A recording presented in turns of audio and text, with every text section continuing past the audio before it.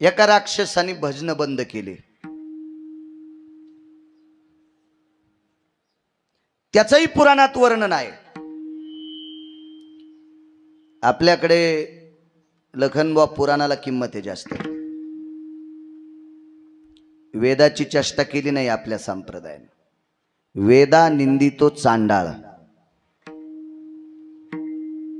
हो.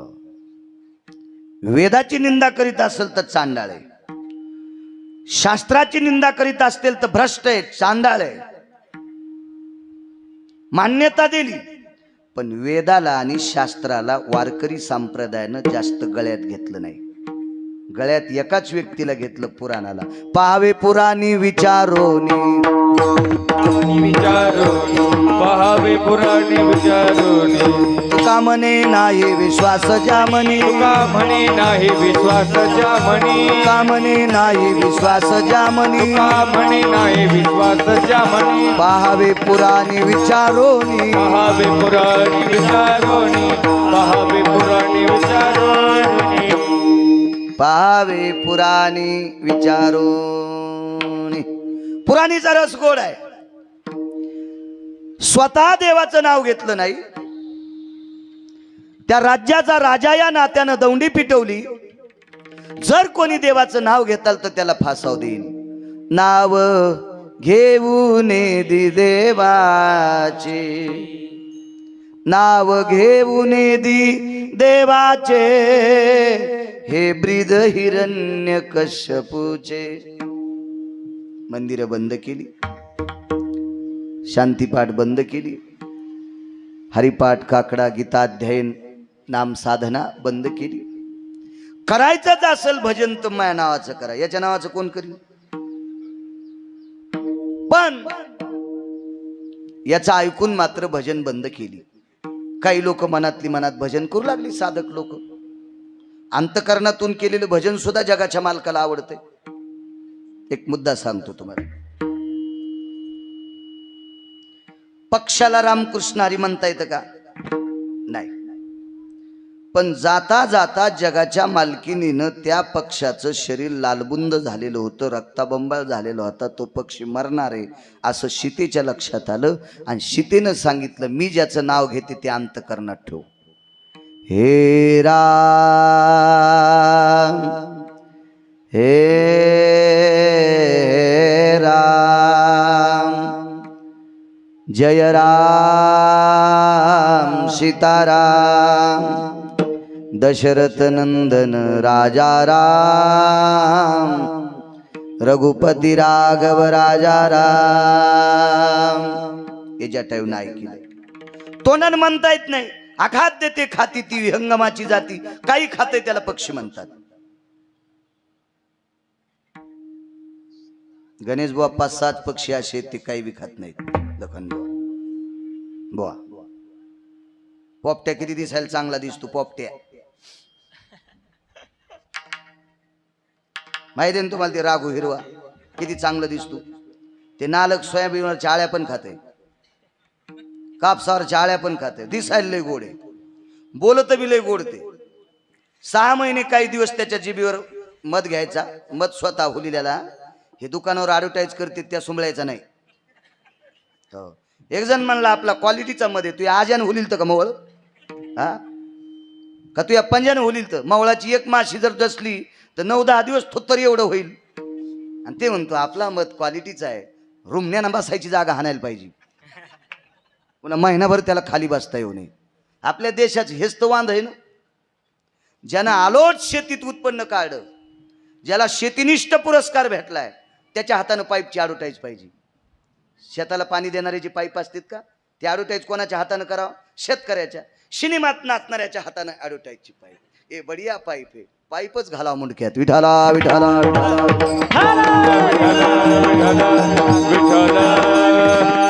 खताची ॲडव्हर्टाईज कोणी करावं?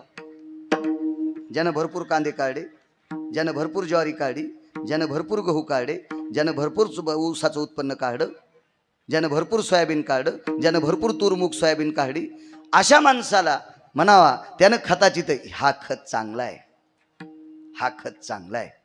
ज्याला भैमुगाच्या शेंगान रताळ खाली लागतेत का वरी लागते त्याला पता नाही, ते खताची ॲडव्हर्टाईज करायली, त्याच्या युरियाच भराव तोंडात.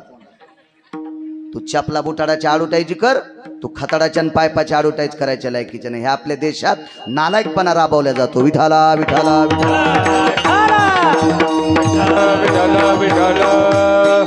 इतका कधी कधी नालायकपणा आहे, चिड येते चिळस वाटते. जाऊ दे, एक तिसरा मुद्दा सांगतो. मी काही गुत्त नाही घेतलं. छत्रपती शिवाजी महाराज जन्माव दुसऱ्याच्या घरात. झाडे लावा, पाणी अडवा, पाणी जिरवा. नारा कोणाचा आहे? शासनाचा. शासन कोणाचं आहे? आपलं. आपण कोणाचे? शासनाचे. ते आपले, आपण त्याचे. झाडं लावायला लक्ष्मण खडा कोण खांदते? इमानदारीने सांगायचा, माळे गळ्यात. साधा माणूस खड्डा खांदतो. आणि फोटो कोणाचा काढतील झाड लावताना? वाघ खरं बोलला. महाराज, दोन लोकांवर विश्वास आहे सध्या. ज्यांच्यामुळे आपण आनंदाने झोपतो ते भारताच्या सीमेवरचे फौजी यांनी खरंच वागावा आणि संप्रदायातल्या आपल्या लोकांनी खरंच बोलावं. एखाद्या नालायकाने 4-2 हजार खिशात आगाव घातले म्हणून त्या हलकटाचे, त्या सुमळ्याच्या अंडरवेली आपण धुवायच्या नाही. खरं बोलायचं, खरं. हे स्टेज खरं बोलायचं.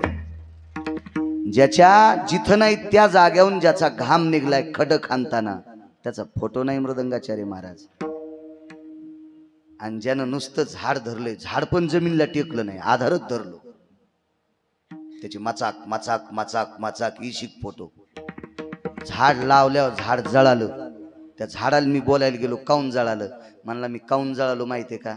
ज्यानं कष्ट केलेत त्याचा फोटो काढा नाही, आणि नालायकाचा फोटो काढा म्हणून मी कोणाला सावली देणारच नाही. झाड जळून गेलो, जळून गेलो, झाड जळून गेलो. या आपल्या देशातली काही काही गोष्टीची प्रथा आहे. नाहीत या देशाची बरोबरी जगातल्या कुठल्याच देशाने करायची नाही. 11 प्रकारची जमिनी देशात. असा एकमेव देश आहे तो फक्त भारत देश आहे, ज्या देशाची 11 तत्वानं परिपूर्ण असणारी जमीन ती फक्त भारतात आहे. बाकी कोण्याच देशात नाही. 4, 3 आणि 2, 4, 3 आणि 2 इतक्याच प्रकारची बाकीच्या देशात जमीन आहे, पण 11 प्रकारची जमीन या भारत देशात आहे. किती देश आपला पवित्र आहे, कल्पना करा. अहो, डोकं भरून पदर घेणारी स्त्री भारताच्या व्यतिरिक्त नेपाळ नावाच्या देशातला जर कोपरा सोडून दिला तर जगात तुम्हाला बाई सापडणार नाही डोकं भरून पदर घेणारी. किती देश पवित्र आहे आपला. हिम्मत नाही आपल्या देशाकडे पाहायची कोणाची. 18 वनस्पती पिकत्यात असा एकमेव देश आहे, तो देश म्हणजे भारत देश आहे. आणि या पवित्र देशामध्ये 4-2 गोष्टी जर सोडून दिल्या तर या देशातल्या प्रत्येक गोष्टी गोड आहेत. प्रत्येक गोष्टी गोड आहेत, प्रत्येक गोष्टी. काय सांगू लागलो?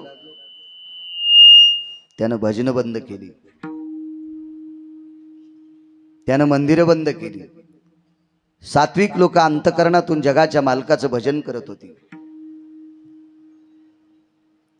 फार श्रद्धेनं भजन करत होती.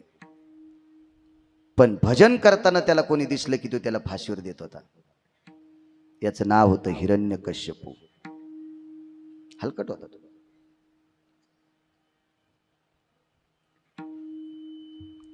महाराज, वर्णन कोणाचं करायचं नाही बरं. करायचं असेल तर मोजकं करावं. अनावश्यक माणसाचं अतिशोक्ती जर वर्णन केलं अरुण भाऊ, त्याचं पाप वक्त्याच्या बोकांडीवर बसत असतं. आमच्या भागात एका माणसानं सप्त्याला 2.25 कोटी रुपये खर्चिले. सगळ्या महाराजानं त्याच्या नावानं 2 तासातले 45 मिनिटं त्याचेच कपडे धुतले. 45 मिनिटं त्याचेच कपडे धुतले. माझं त्याला मतदान आहे, पण मी एकदाच म्हणलं, माननीय, आदरणीय, सन्माननीय चिमाजी, गोमाजी, ठमाजी वगैरे यांनी संप्रदायामध्ये घुसून सप्ताहाचं आयोजन केलं. महाराष्ट्रातली ख्यातनाम कीर्तनकार आमंत्रित केली, अन्नदान केलं. यांना धन्यवाद. तर त्या सप्ताजानं गुता घेतला होता का तो मागून पेटला. म्हणजे पाठाड मांड्या गिंड्या पाठी डोकं गिकं चट पेटलं त्याचं. त्याला पाठीवर झोपताच येईन इतकं मागून जळालं. म्हणलं काय झालं रे? म्हणलं सगळेनं 45 मिनिटं बोलले, तुम्ही 10 मिनिटं तर बोलाव ना. मी म्हणलं याच्याकडं 14 देशीचे दुकान आहेत. 14 देशीचे दुकानं. याच्या दुकानावर देशी इकल्याच्या नंतर महाराष्ट्रातल्या किती बायका विधवा झाल्या असत्या. आणि कीर्तनात याचं जास्त वर्णन करणं म्हणजे महिमरण मिरण का होईन. येरीच तर पाकिट घरीन खाला बाहेर आणि घरी गेल्यावर खायचं तर तेही बंद व्हायचं ना. किती स्तुती करायची. निंदात्वा स्तुती करावी देवाची, कीर्ती मानवाची गाऊ नये किंवा वर्णू नये. अनिकाची स्तुती आम्हा ब्रह्महत्या, एका विठ्ठला वाचोनिया. करावं वर्णन. ज्ञानेश्वर जी असतील, अमोल जी असतील, संदीप जी असतील, अनिकेत जी असतील, कोणाची आजी आहे कोणाची आई आहे, आपल्या आईचं श्राद्ध करतात. धन्यवाद त्यांना. आपण कशाला सांगायचं त्यानं बाकीचे काय कुठाने केले अमके केले, काही विषय नाही. आईवर त्यांचं प्रेम आहे, दोघांचं आजीवर प्रेम आहे. आपण इतक्या बाबतीत त्यांना गोड समजायचं, त्यांचं वर्णन करायचं. अवास्तव वक्त्यानं बगबग करणं म्हणजे कारखान्यातून साखरेपेक्षा धुपनच जास्त बाहेर निघणं.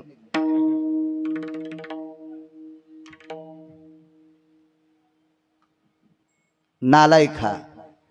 याच्या पोटी सात्विक मुलगा जन्माला आला, त्याचं नाव भक्त प्रल्हाद. क्षणोक्षणा हाची करावा विचार, क्षण वाया घालता कामा नये.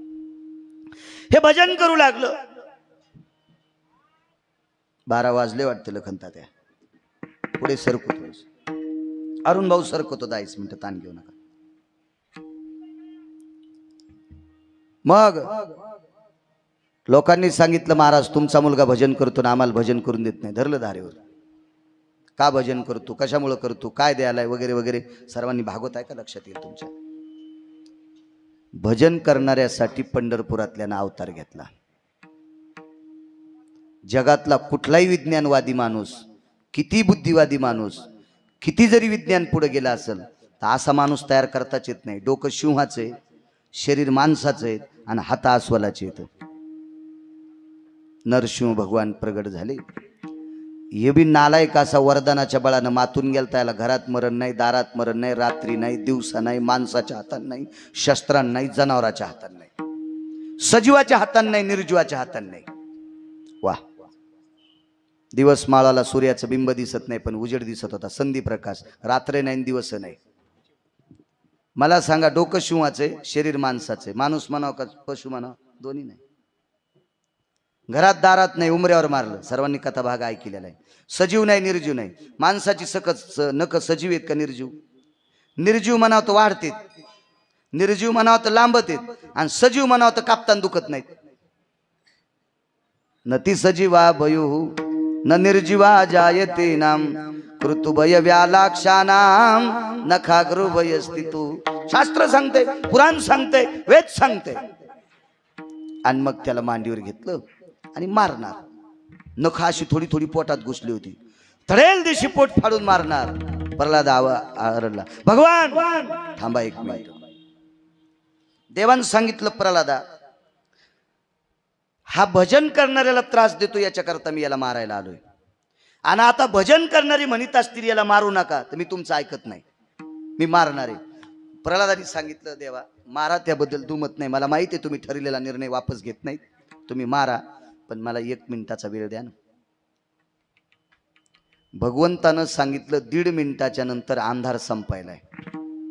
1.5 मिनिटाच्या नंतर अंधार संपायलाय. आणि अंधार संपल्यावर याला वरदान दिलेले, रात्री मारायचं नाही, दिवसा मारायचं नाही. सूर्याचं बिंब हरवल्याच्या नंतर काय होते माहिती?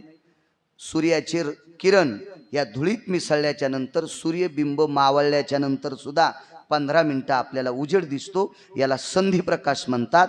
न निशा न दिनत्रय हो.